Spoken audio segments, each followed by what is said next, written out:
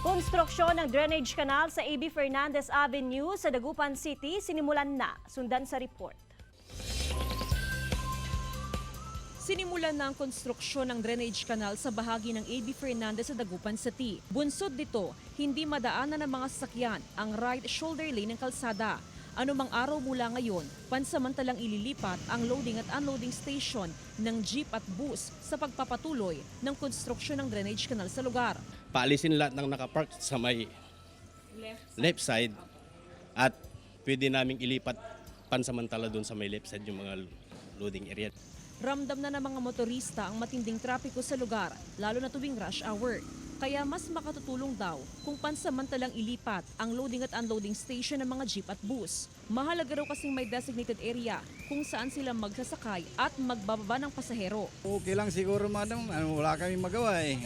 Adjust na talaga, talagang tiyaga. Yun na lang, Samantala, sa susunod na buwan, posibleng ibalik na sa two-way lane ng A.B. Fernandez East. Hinihintay na lang ng poso ang abiso mula sa DPWH at City Engineering Office. Jasmine Gabriel Galban para sa Mornings with GMA Regional TV.